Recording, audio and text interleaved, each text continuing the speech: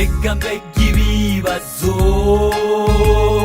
uko biza birushanwa bigashikira umuntu Imana yaremye ndetse n'ibindi biremwa byose. hari ingorane z'intambara,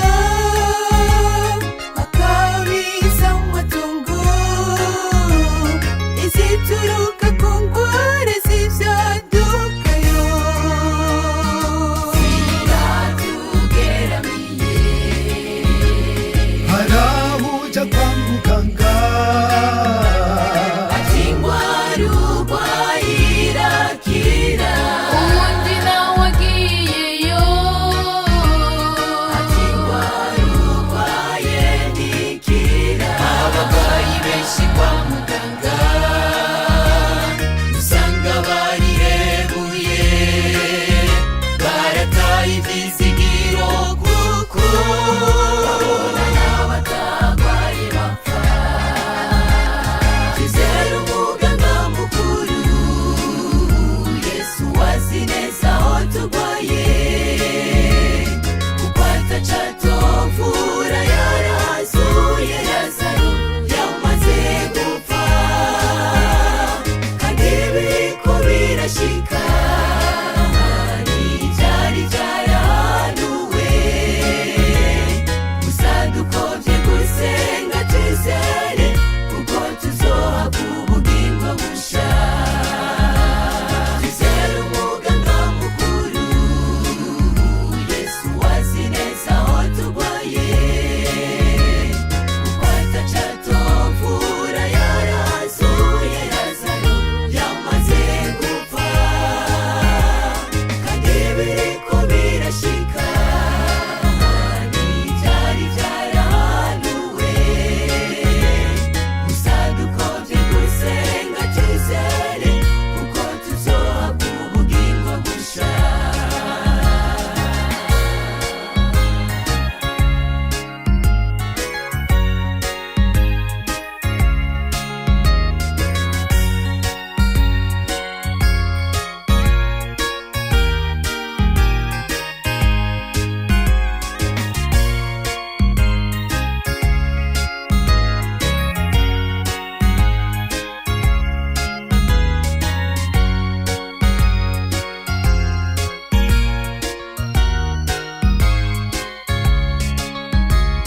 iki gihe birakabije